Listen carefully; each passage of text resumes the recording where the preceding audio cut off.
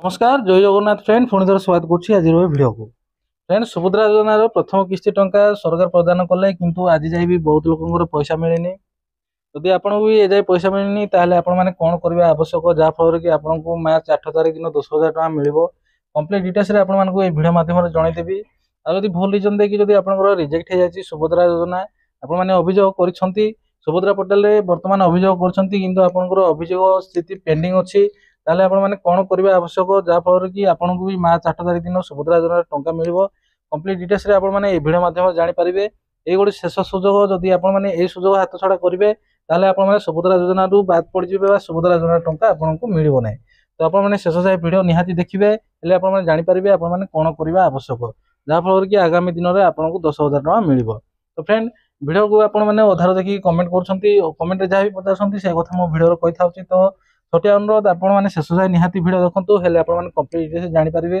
पूरा भिडियो देखला जो कौन डाउट बा कन्फ्यूजन रहा है निश्चय कमेंट करूँ समस्त कमेंट को रिप्लाई करुच्ची आप कमेंट को रिप्लाई करी तो फ्रेंड वीडियो को देखु था चैनल को भी सब्सक्राइब कर दे था जहाँफल कि सब यूजफुल इनफॉर्मेटिव वीडियो अपलोड करी सर्वप्रथम आप देखिपारे तो फ्रेंड चलते वीडियो स्टार्ट प्रथम जाना जब आपंकर स्टेटस बर्तमान अंडर प्रोसेस अच्छी आपंकर ई केवाईसी पेंडिंग आपंकर ई केवाईसी पेंडिंग ना ई केवाईसी बायोमेट्रिक द्वारा आप कंप्लीट कर सब ठीक अच्छी तथापि आपको सुभद्रा योजना टंका मिलनी ताहले आपने कौन करेंगे फ्रेंड देखो ए बाबद को लेकिन मुझे कस्टमर केयर सहित कथा से कॉल रेकर्डिंग आपको आगे वीडियो लगेदेवी तो शेष वीडियो देखो कम्प्लीट डिटेल्स जानीपारे तो प्रथम आपने कौन करेंगे प्रथम आपंकर सुभद्रा योजना स्टेटस आप चेक करूँ आप स्टेटस जो सब ठीक अच्छी आप रिजेक्ट होनी ताहले आपंकर एनपीसीआई चेक करवा आवश्यक आप जानते सुभद्रा योजना 40,000 फेब्रुआरी 8 तारीख दिन आसाला किंतु फेब्रुआरी 7, 5, 6 जी तारीख यही तारीख तार 3-4 दिन पूर्व जो मैंने भी एनपीसीआई लिंक कर पैसा आसनी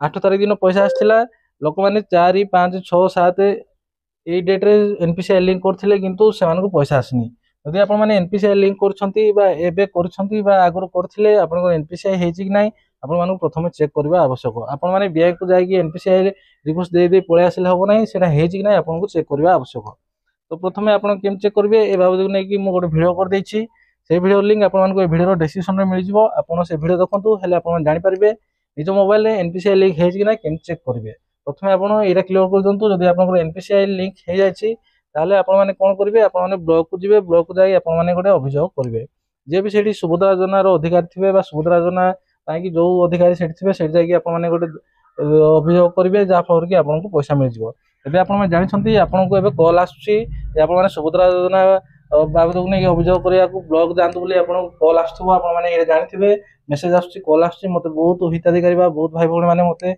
पठाउं सार एमती डाकुं आम जीवु कि ना तो जब आपंकर कल आस मेसेज आसने आपंकर पाखे थी ब्लॉक को जातु वार्ड को जातु जापर अभियोग दाखल करूँ आपको कही रखे आपने कौन प्रकार किए भी जब पैसा मागे ताहले आपको केवे भी पैसा देवे ना आप जानते सुभद्रा योजना की भी फ्रॉड होची आपंकर पैसा आसनी जदि आम आप पैसा क्रेडिट करईदेवु आप ओटीपी दिंतु कहीकि फ्रॉड सब कॉल कर तो क्या भी केवे ओटीपी देवे ना सरकार द्वारा कौन ओटीपी आपको मगा जाए ना तो कौन प्रकार आप पैसा देवे ना कि आप ओटीपी शेयर करेंगे ना जब ओटीपी शेयर करेंगे ताहले आपंकर बैंक अकाउंट चलते जाना जब आप भूल रिजन देखिए रिजेक्ट हो जाए आप अभियोग कर अभियोग बर्तमान पेंडिंग शो करुच्ची 3-4 मास हो गलानी आपंकर पेंडिंग होती फैसला होनी ताहले आपने कौन करेंगे तो आप कही रखे से हिताधिकारी आधार कार्ड नहीं कि आपने ब्लॉक जातु ब्लॉक जाकि आपने अभियोग करूँ जदि अभियोग करेंगे ब्लॉक रे ताहले आपको कौन प्रकार भी सुभद्रा योजना टंका मिल ना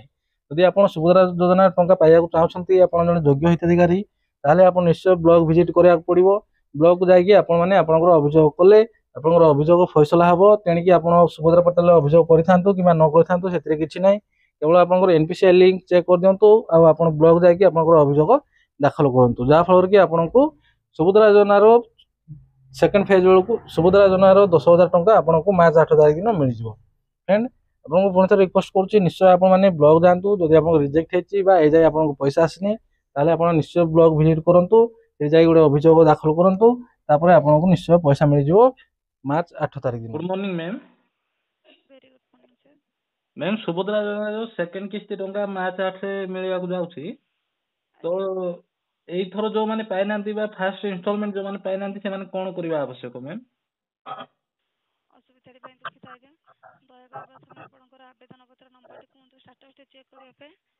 ମ୍ୟାମ୍ ଏ ଅଣ୍ଡର ପ୍ରୋସେସ୍ ରହିଛି ପ୍ରାୟ ଲୋକଙ୍କର ମୋର ସିଏସସି ଅଛି ତ ସେଇଥିପାଇଁ ଆସି ମୋତେ ପଚାରୁଛନ୍ତି। ତ ଦୟାକରି ଆବେଦନ ପତ୍ର ନମ୍ବର କୁହନ୍ତୁ। ଷ୍ଟାଟସ୍ ଚେକ୍ କଲା ପରେ ଏ ବିଷୟରେ ଆପଣଙ୍କୁ ସମ୍ପୂର୍ଣ୍ଣ ଆଉ ସଠିକ୍ ସୂଚନାଟି ଜାଣିପାରିବି। ମ୍ୟାମ୍ ଲୋକଙ୍କର ବାୟୋମେଟ୍ରିକ୍ କମ୍ପ୍ଲିଟ୍ ଅଛି ତାପରେ ଷ୍ଟାଟସ୍ଟା ଅଣ୍ଡର ପ୍ରୋସେସ୍ ଅଛି ବର୍ତ୍ତମାନ ସୁଦ୍ଧା। ଠିକ୍ ଅଛି, ବୁଝିପାରିଲି ସାର୍। ଆପଣ ଦୟାକରି ଆବେଦନ ପତ୍ର ନମ୍ବର କୁହନ୍ତୁ। ଷ୍ଟାଟସ୍ ଚେକ୍ କରିକି ସୂଚନାଟି ଜଣାଇଦେବେ। ତାଙ୍କ ଆପ୍ଲିକେସନ୍ ନମ୍ବର ମୋ ପାଖରେ ନାହିଁ ମ୍ୟାମ୍, ବହୁତ ଲୋକଙ୍କର।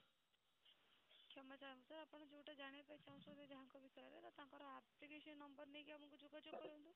ହୁଁ ଆପ୍ଲିକେସନ୍ ଷ୍ଟାଟସ୍ ଚେକ୍ କରିସାରିଲା ପରେ ସେ ଷ୍ଟାଟସ୍ ଯାହା ଥିବ ଆମେ ସେ ବିଷୟରେ ଆପଣଙ୍କୁ ସୂଚନାଟି ଜଣାଇପାରିବୁ। ଆଚ୍ଛା ମ୍ୟାମ୍ ଯୋଉମାନଙ୍କର ରିଜେକ୍ଟ ହେଇଛି ସେମାନେ କ'ଣ କରିବେ ମ୍ୟାମ୍? ସେମାନଙ୍କର ଯେଉଁ କାରଣ ପାଇଁ ସାର୍ ରିଜେକ୍ଟ ହେଇଛି ସେ କାରଣ ତ ଶୋ କରିବ। ହଁ ଯଦି ସେମାନଙ୍କର ଭୁଲ କାରଣ ପାଇଁ କି ସେଇଟା ରିଜେକ୍ଟ ହେଇଯିବ। ସେମାନେ ଅଭିଯୋଗ ବି କରିଛନ୍ତି କିନ୍ତୁ ଅଭିଯୋଗ ଏ ଯାଇ ପେଣ୍ଡିଂ ଅଛି। ଆଜ୍ଞା, ତ ଅଭିଯୋଗଟି ସାର୍ ରିଭେରିଫିକେସନ୍ ସରିବା ପାଇଁ ଟିକେ ଟାଇମ୍ ଲାଗିବ। ହଁ ମ୍ୟାମ୍ ସେ 2-3 ମାସ ହେଇଗଲାଣି ଆଉ କେତେ ଟାଇମ୍ ଲାଗିବ? ଠିକ୍ ଅଛି ସାର୍, ଅସୁବିଧାଟି ବୁଝିପାରୁଛି। ଆପଣ ଦୟାକରି ଆପ୍ଲିକେସନ୍ ନମ୍ବରଟି ନେଇକି ଯୋଗାଯୋଗ କରନ୍ତୁ। ଆମେ ଆପଣଙ୍କୁ ଷ୍ଟାଟସ୍ ଚେକ୍ କଲା ପରେ ସୂଚନାଟି ଜଣାଇ ଦେଇପାରିବୁ।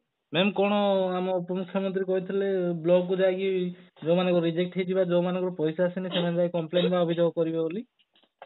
କ୍ଷମା ଚାହିଁବୁ ସାର୍, ସେ ସମ୍ବନ୍ଧରେ କିଛି ସୂଚନାଟି ଏପର୍ଯ୍ୟନ୍ତ ଆମ ପାଖକୁ ଆସିନାହିଁ।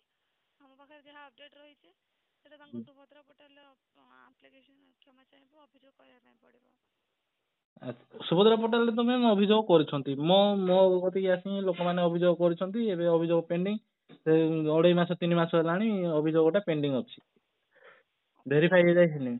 କାରଣ ବହୁତ ଲୋକ ଆପ୍ଲାଏ କରୁଛନ୍ତି। ଠିକ୍ ଅଛି, ତ ଗଭର୍ଣ୍ଣମେଣ୍ଟର ଟିମ୍ ଅଛନ୍ତି ସେମାନେ ଭେରିଫିକେସନ୍ କରୁଛନ୍ତି। ନିହାତି ଭାବରେ ଟିକେ ଟାଇମ୍ ତ ଲାଗିବ ସାର୍। ସେଇ ମ୍ୟାମ୍ ଫାଷ୍ଟ କିସ୍ତି ଟାଇମ୍ ସରିଗଲା। ଏବେ ସେକେଣ୍ଡ ଇନଷ୍ଟଲମେଣ୍ଟ ବେଳକୁ ଯଦି ନ ପାଇଲେ ଲୋକ ବହୁତ ହାରାସମେଣ୍ଟ ହବ। ଆପଣଙ୍କ ଅସୁବିଧାଟି ବୁଝିପାରୁଛି ସାର୍। ଯେହେତୁ ଗଭର୍ଣ୍ଣମେଣ୍ଟ ତରଫରୁ ଏହାର ଭେରିଫିକେସନ୍ ଚାଲିଛି ସେ ସମ୍ବନ୍ଧରେ କିଛି ଅଧିକ ସୂଚନାଟି ଆମ ପାଖରେ ରହୁନାହିଁ। ଠିକ୍ ଅଛି। ମ୍ୟାମ୍ ଆପଣଙ୍କୁ କ'ଣ ଲାଗୁଛି ଯେ ସେକେଣ୍ଡ ଇନଷ୍ଟଲମେଣ୍ଟ ବେଳକୁ ସମସ୍ତଙ୍କର ଭେରିଫାଇ ହେଇଯିବ ନା ଆହୁରି ଟାଇମ୍ ଲାଗିବ? କ୍ଷମା ଚାହିଁବୁ, ସେମିତି ତ କନଫର୍ମ ହେଇକି କିଛି କହିହେବନି ସାର୍। ଯେହେତୁ ଟିମ୍ ଭେରିଫିକେସନ୍ କରୁଛନ୍ତି ହୁଁ। ତ ନିଶ୍ଚିତ ଭାବରେ ଲୋକମାନେ ଯେଉଁମାନଙ୍କର ଭେରିଫିକେସନ୍ ସରିଲା ପରେ ଇଲିଜିବଲ୍ ରହୁଛନ୍ତି ନିଶ୍ଚିତ ପାଇପାରିବେ। ଆଚ୍ଛା, ଓକେ ମ୍ୟାମ୍, ଥ୍ୟାଙ୍କ ୟୁ।